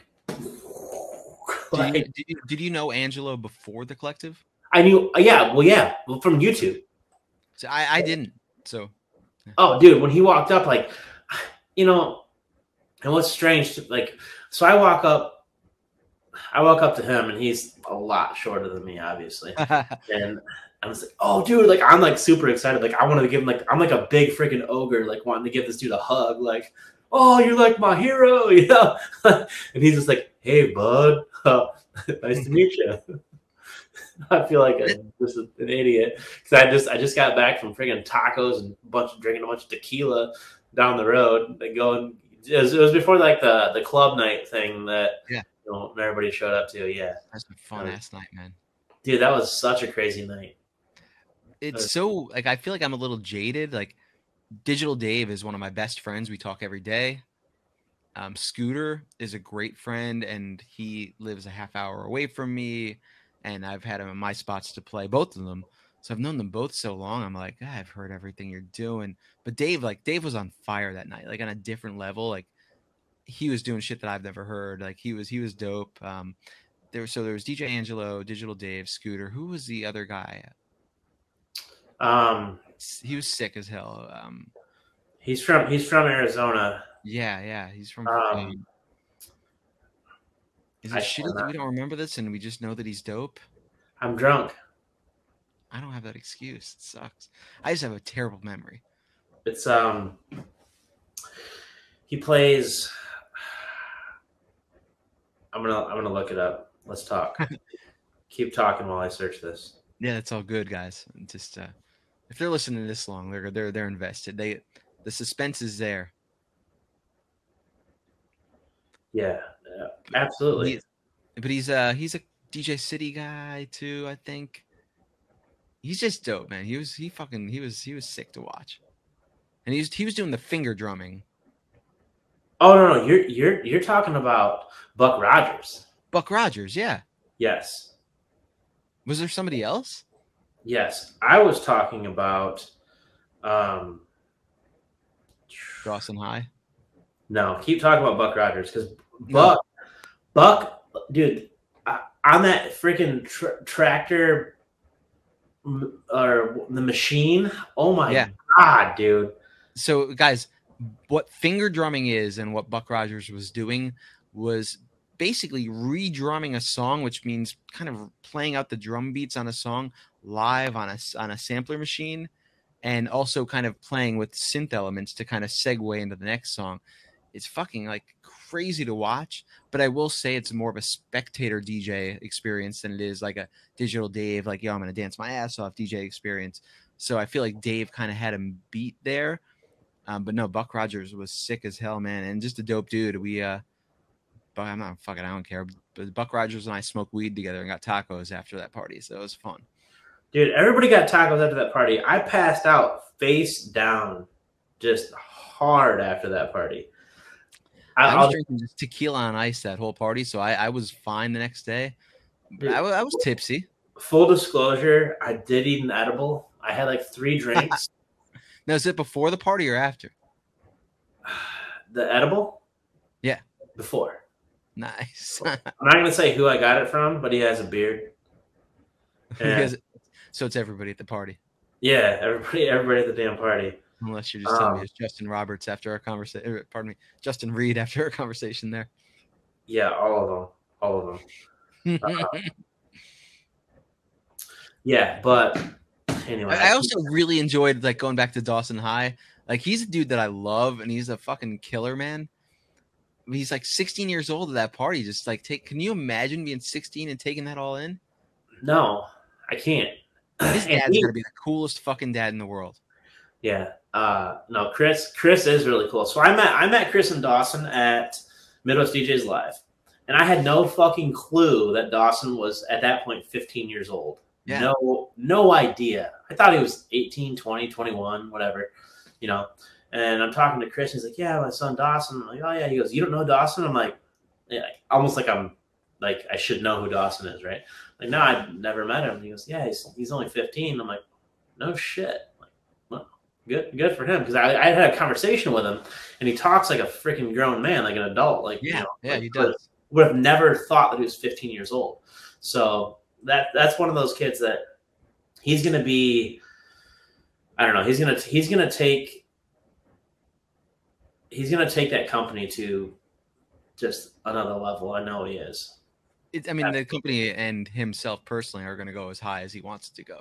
Oh yeah, absolutely. It's going to be crazy. He has presentation. He has personality. And at this point, like as crazy as it sounds, at the age of 17, maybe if that's what he is right now, he has experience. Tons of it. You know, he's been DJing since he was like 13 or 14 years old. He posted a picture this week on social media where he was like a little fat, like a chubby 9-year-old. I saw that playing on decks on a controller. Like an SX or something. Yeah. He looked like a maitre, like a 9-year-old maitre d' that was going to bring me out forks, but also rock the fucking party. Yep. Yeah. With his little chubby cheeks. I saw that picture too. It's funny. Yeah, that night was crazy. That was a fun night. I feel like that night totally made the collective.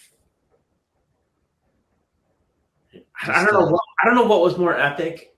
If it was Joe Bunn grinding on an Evolve 50, or Rob Ferre with. Did you see that Rob in the background with the pillow? He got kicked, like not kicked out, but he was standing on like there's a ledge where they had those Astera lights on this ledge. Tubes, yeah. And Rob gets up on this ledge and he's standing there and he's got one of the DJ Collective like logoed pillows, and he's just like doing this crazy thing. And one of the guys comes from around the bar and is like, "You got to get down. You got to get down." I don't even think Rob Frey drinks alcohol. He was just a high. So I'm an original Collective member, and Rob came in the second year. And I don't think Rob listens to this podcast, and I definitely know his wife doesn't. So I'm going to tell the story. Rob, I was one of those guys. I judged Rob before I met Rob. And I try not to do that in life, but I see Rob, and he just, like, this guy's kind of cheesy. I 100% did the exact same thing. I don't know why. It's an ego thing. I just think I'm fucking. It is. It's 100%. It's an ego thing. Yeah. I think I'm cooler than people, and I'm not. Yeah. So the second collective, we had a great steak dinner at a Tampa steakhouse, Burns Steakhouse. Highly recommended if you're ever in Tampa. Completely affordable. Just an absolutely great experience. I mean, not the best steaks you're ever going to have in your life, but it's going to be a top 5 experience just because of the atmosphere and the way they present themselves. So we had a great steak dinner. We went out with planners. It was very tight knit. It was only 20 people then.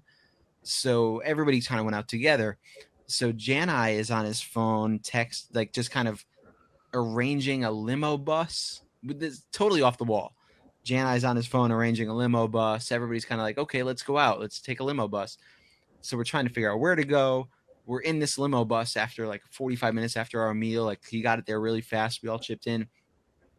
And we ended up going to a strip club. And Rob Foray is the most uncomfortable dude in the strip club. Oh, I can imagine. And we're all drinking, and he's sipping, like he's not getting hammered or anything like that, but he's sipping, and he's shares that he's never been in a strip club before. So what do a bunch of people that have been in strip clubs? By the way, I've also been a strip club DJ in my life. We buy Rob dances. It was less than a year, but I was as well. Yeah, about the same. I was about a year, and it got me better on the microphone because it's not real DJing. It's just introductions and things like that. Welcome, Mercedes, to the stage. Everybody tells you. And now, everybody, the tasty cinnamon. Like it's Mercedes or cinnamon or Lexus. I feel like strippers name themselves after the cars they can't afford. But anyway, so we've got Rob there, and Rob is in love with this girl. It's an all-American girl, blonde, fake titties. But he's just in love with them, and we're just all buying him dances, and he's just the happiest Rob Foray you could ever imagine. And it was after that night that I was like, we may do things different professionally, but I like this guy. That's hilarious. It was an experience, man. Yeah, no, Rob's great. I've met him a couple times. He's at Midwest DJs Live. That was the first time I met him, and then we met like briefly there. Like it was like a 5-minute conversation, and then he remembered me when we went to the Collective, and that stood out to me. Like when people, when they remember who you are, oh hey Logan, how are you? Like oh shit, you remember who I am? That's cool. Like he's authentic, and I think that's the most important thing to me when I'm making friends with people in the industry. I want them to be real. And again, like when you know people at a higher level, there is a persona or a stage persona they have to play, myself included. But when you get to know the real them, it feels good. And like, okay, this guy, you're just on the same level as him. Yeah, no, I mean that's how I felt with a lot of people that I've met. Is I feel like walking up to Joe Bunn for the first time. Even though the whole my situation with the DJ's Vault, and I had some communication with him, but the way that he was like super excited to meet me and like all that chill stuff, man. Yeah, it was like I can't believe this is fucking crazy. It was wild. The same thing at the Collective. He came up and made sure he made a point to say hi to me, even though he had however many people, there were 100 people there, to introduce, to talk to, and and all that type of stuff. He made sure that he made a point to spend at least a few minutes with me, which I thought that was really, really cool. Yeah, the Collective. Are you going again this year? This is a tough conversation to have. So I'm going to be going to, with a child, I have to be very intentional with my time. And I can only go do a couple things this, at any given time. I'm lucky enough to have friends in the Collective. I did not sign up. I was actually scheduled to speak this time. Okay. So it's not even like a cost issue. It's just like, I don't know. I don't know if I could do it at this time. Luckily, Jason Janai, who I'm probably closest with out of Joe Bunn and Brian, he's told me, like, yeah, you make it a last minute decision. We've got your back no matter what. So I'm blessed in that regard. So I'm not sure yet. I'm not in love with going to the same spot again. So I am, and the only reason I am is because my mom lives in Phoenix. Okay. So last year I did the same thing. I made it a double dip trip. So I hung out with her for a couple days prior. I got there the Collective started on a Sunday. I came out. I flew out on Thursday night. Hung out with my mom for a couple days. She dropped me off at the hotel, and then I did the Collective thing, and then flew home. So when I found out that it was not going to be in Asheville and that it was going to be in Phoenix or Scottsdale again. I was like, oh, this is fucking cool. That's awesome. It was actually a benefit for me. I liked the fact that it was going to be there again. So I'm going, and one of my guys is actually going. So he was a solo op doing his own thing, and then I kind of recruited him. So he's still going to be doing some of his own stuff, but doing some stuff under Lux as well. So he's going to be there this year as well. He's going to Midwest DJs. So it's so you're going to Midwest DJs. That's just in another month, right?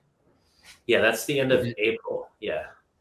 I was also given the open invite. Like, I know they're sold out, but I was told if I wanted to go, I still could, and I'm torn. I want to because there's so many quality people going.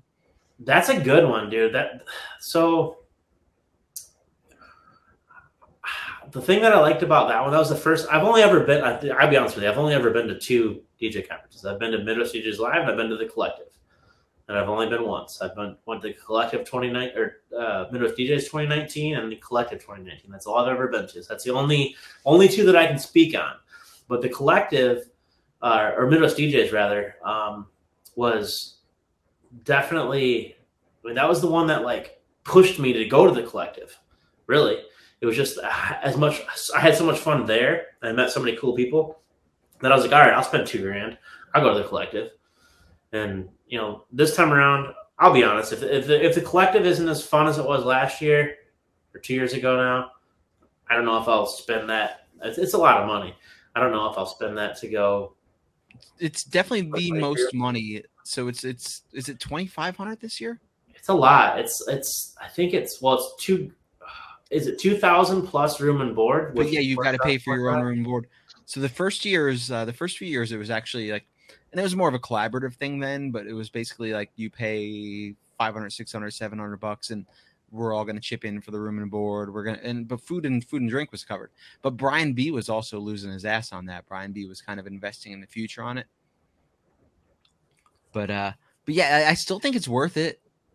Totally. Like, I mean, the education, like Kaylee Weiss, am I pronouncing that correctly? Yeah, Kaylee. Dude, she like took my Instagram and like just like. Now, did you join up on our shit this week? I didn't this week. No. So the reason I get her on the podcast because I think it kind of went under the radar a little bit. Yeah, you know, she was on the. She did. Her and Joe are like doing some sort of collaborative thing, I think. So it's another extension. So Joe's got the Vault. Joe's got DJ, the Crate Hackers. Dude, I'm in the Crate Hackers thing. Like, I'm an affiliate for them too. Okay. And I did most of the original crates. I haven't done one in months. And dude, this whole house thing has got me so disconnected from everyone. It's insane. The house buying, is that what you're saying? Buying a house and just all the work I've been doing, and like just my mind has been on that, and not. Well, it's an extension of creativity, so like that's where your creativity is focused right now, dude. I'm just dialed into painting and floors and doing a bathroom, and now I'm doing a basement. I don't have an office right now, and it's freaking me the fuck out. I'm not gonna lie, I hate it. I would be the same. I need that space. Yeah. Well, it's my creative freaking like little bubble. You know, I need that spot. And, you know, it's a 3-bedroom house, and there was room for me to have my office, and I let my girlfriend put her craft room in there instead. So it's like so we have a spare bedroom, and then we have like a craft room. And I let her do that because I was like, oh, I'm gonna finish a room in the basement. It'll be fine. It'll be like a couple of months. I'm okay with it.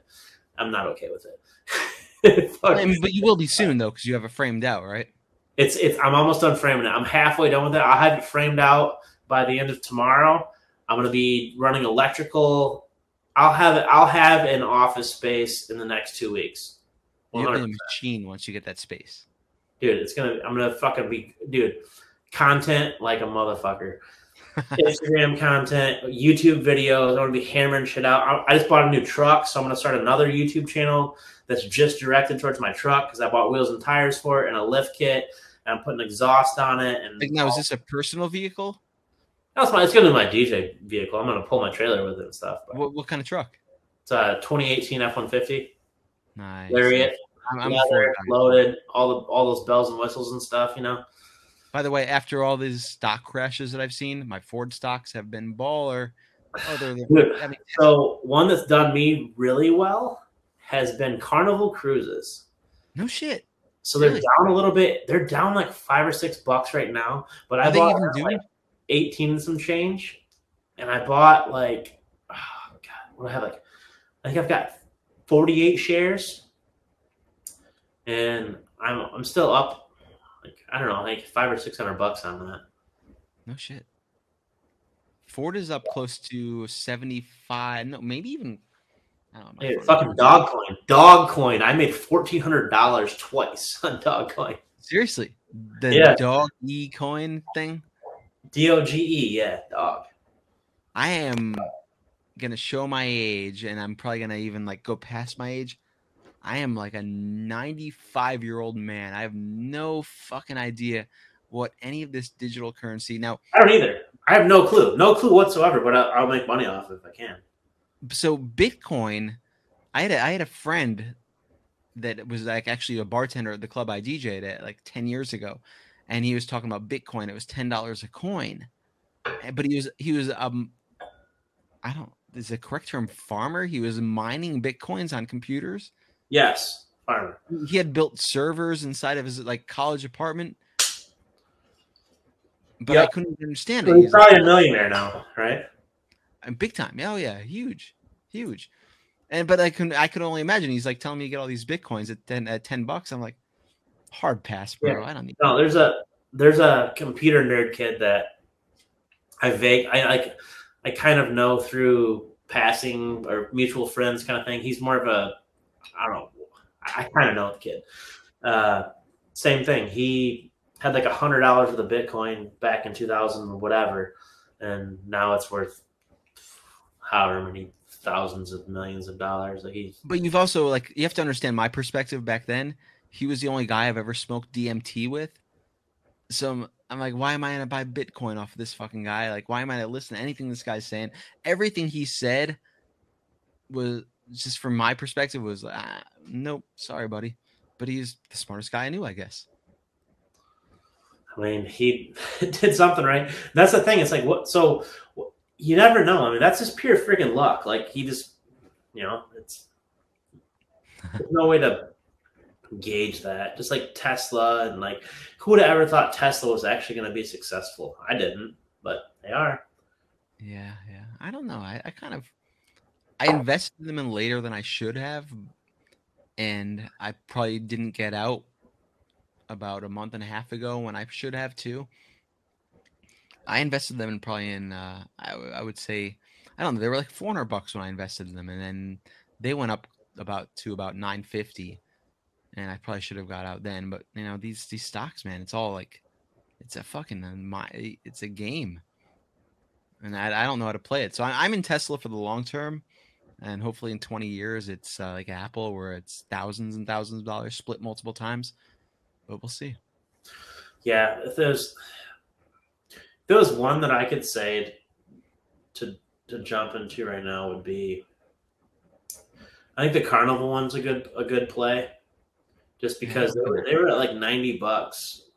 And their business is going to go up when things open. Yeah, they were at like $90 pre-pandemic, and then now they were down when I bought it. I think I bought it at like $18 and some change, and they're riding it right around like 24. They were up to like 29 there for a minute. Now they're back down to like $24. But I can imagine when things open back up, I'm in at $18 for like what I have 48 shares, and they're gonna jump up. I guarantee it'll get back to close to 100. I think you're right. Yeah, it's a kind of a no-brainer. It's like you were talking about. It's a long-term hold. Stocks are a weird game though too, because so if I were you, when Carnival jumped back up and things resumed back to normality, and they're releasing quarterly financials and they're kind of seeming back to what they were pre-pandemic, I would probably get out because I don't know. Oh yeah, I'll sell. Oh, for sure. Yeah. I'm gonna take my money and run. Absolutely. Yeah. So I'm not gonna hold it for fucking retirement. God, no. There's so many stocks, like tech stocks. Like I can read a balance sheet. I now understand profit and loss because I run a business. But the tech stocks are a different world because you're basing the value of tech stocks on users and metrics that aren't necessarily a balance sheet. Yeah, no, I don't. So that stuff's different because the slightest little thing can the slightest little announcement or whatever can make a stock just the manipulation is insane. Like with the dog coin, Elon Musk tweets about dog coin and it's to the moon. It's wild as fuck. I bought into dog coin in 2018 for like what was it, like 0.0008 cents. I had like $68 worth of it. And I sold that $68 for almost $1,500. And then I turned around and I bought back in and I doubled my money again when it went up to, I cashed out at like 4 cents or something. Rebought in, cashed out again at like 7.9 cents or 0.79 cents, whatever it was. So I doubled my money twice on Dogcoin. I made $2,800 off $68. I just want to throw a challenge out there for anybody that's listening. If someone could explain digital currency to me like I'm a 4-year-old that fell down the stairs, got up, and then got hit with a baseball bat, please do so. Because I still don't get it, man. I don't get it either. I don't understand it at all. No clue. I'm willing to dump money into it, but I don't understand it. Not the slightest.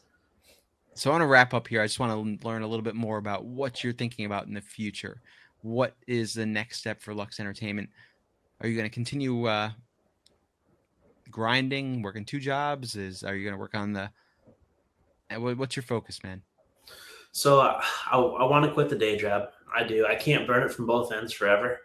Yep. I'm getting burnt out already. The thought of doing a wedding every weekend from May to October 24th and working my day job, because it's not, I don't have a 9 to 5. I'm a commission-based sales rep. So I work 24 hours a day, 7 days a week. I make as much money as I want to make. That's how it kind of works. So I do want to eventually quit the day job, and I want Lux Entertainment to be my primary income. I still want to have some side hustles. I'll always have side hustles, whether it be real estate photography. I do some drone photography for real estate already. I want to dabble a little more in that. But I would say in the next 3, 5 at the most, I want to become 100% self-employed. That's my goal. Well, good luck to you, man. I believe in you. I think you could do it. Yeah, right now, I've got myself and four DJs. If all 4 of those guys work out, I don't really want to scale anymore. I don't want to be a 14-person multi-op. I want to be no more than the 5 that I have right now, whether it be the same 5 guys or a different rotation of 5 guys. I don't want more than that, but I want to get to the point where, like right now, like we're pretty much the top of our market, and my most expensive wedding package is $2,000. Okay. So it's unfortunate. It sucks. If you want to chat about that with me separately, I can help you there. Yeah, absolutely. I've been there. I've felt that struggle, and I've got some ideas for you. But we can talk about that on the side. Let's do it. I got your cell phone number. Let's talk about that. But my biggest hurdle there is it's the price battle. Some people don't bat an eye at the price, and others are like, they cringe at the price. It depends on the person. So everything I've ever heard, I'm going to share this little nugget with everybody listening. And there's books that tell you the background on it. Being that luxury package or having that luxury package, whatever it may look like for you, having that luxury package, it's like 5x higher than what the other packages are within your portfolio are. You're going to get probably 10% of buyers, like especially luxury buyers, that jump on that because of the perception of like, this is so much better. And they want the best. Now, and where I said on the phone conversation is like, I could kind of steer you in ways to kind of construct that. And I'm not talking about like, I'm not trying to like jack you for a fee or anything like that. I would have this conversation for free. I have no interest in consulting. And especially when I'm less heavy on the bourbon or rye right here. But yeah, it's putting that package together that is perceptually high and delivers that extra value. People will buy that. No, I definitely agree. Like I've had plenty of situations where it's usually a parent buying or something like that, where they're like, "Oh, photo booth, yeah, uplighting, fuck yeah. Well, you're gonna spotlight my daughter on the dance floor, double fuck yeah." Like it's like, dude, how many eggs can I put in the basket? Kind of, people. But then I also have the situation where it's the exact opposite, where they want to try to reevaluate the timeline of the event to fit into my 5-hour DJ package. Yeah. So we actually got rid of hourly packages at Mint. It's unlimited time for all of our packages. It's a premium for it. But it's I went to hourly because I was having such an issue with people taking advantage of. So what I've determined here, like nobody's going to start their wedding earlier than, like people aren't going to start their wedding earlier than what your package, like nobody's going to start their wedding at noon because you have it on package on unlimited time. So our packages are unlimited time up until 11 p.m. And we find that kind of hits the sweet spot, I guess you could say. But what if somebody starts a ceremony at 3, which happens here often, 3 o'clock ceremony, and I'm there till 11. That's a long wedding. It's 8 hours, right? Yeah, and that happens all the time. I talk people out of that all the time. If you're like me, you want the dance floor full at the end of the night. You want people wanting more, not kind of trickling away. So that's an issue, and that's kind of a way that you kind of use your expertise to help them craft a timeline. Well, I usually try to push them to starting it later. Like, hey, let's start it at 4 or 4:30 or even 5. And I have a tough time even with 20 plus years experience. Like, I guess you could say navigating people to start their wedding later. So it's just a matter of kind of setting expectations and potentially have them, like, even though our time is unlimited up until 11 p.m., we could set like a end time at 10 p.m. I have more luck with that personally, kind of navigating that timeline construction. Yeah, that's something I'm definitely interested in talking to you more about. So let's put that on the calendar for hell yeah, man. Private conversation. Yes. So yeah. No need to bore the podcast listeners with all this here. But yeah, man, dude, it was so awesome talking to you. I want to thank you so much for dealing with my shit tonight. I am somebody who like absolutely hates being late for anything. So I was stressing, man, when I was like, my daughter's not falling asleep. I've got 2 options: either try to get her to sleep or have her jump on my lap during the podcast. So I appreciate you, man. Well, I mean, in your benefit, what ended up happening was I drank the majority of this 5th of Blanton's. Hell yeah. I actually have a case over here by the side. So you have a case of Blanton's? Yeah. You want to see it? I'll show it to you. I do want to see it. Because I have 2 full Blanton's, and I consider myself one of them. So, fun fact about this Blanton's. So, you're not supposed to be able to buy it like this, right? No. I went to a grocery store that got somehow allocated 32 bottles. This case is $400. So it wasn't like $400. That's it. It was it's $60 a pop. Yeah. That's retail. That's MSRP. Yeah. So that's state minimum in Michigan. But I went into this grocery store, not expecting them to let me even buy 6 bottles. I felt like I was stealing. But yeah, I literally bought 6 freaking bottles. I've got there. Dude, I can't blame it. It's the same. Yeah, so got them all. One day we'll have you in Pennsylvania. You could find out how bad our liquor situation is. It's like prohibition over here. Dude, Michigan's horrible. Like you can go. I can't get Weller in Michigan. I drive to Ohio to get Wellers. So Weller, Ohio is actually better.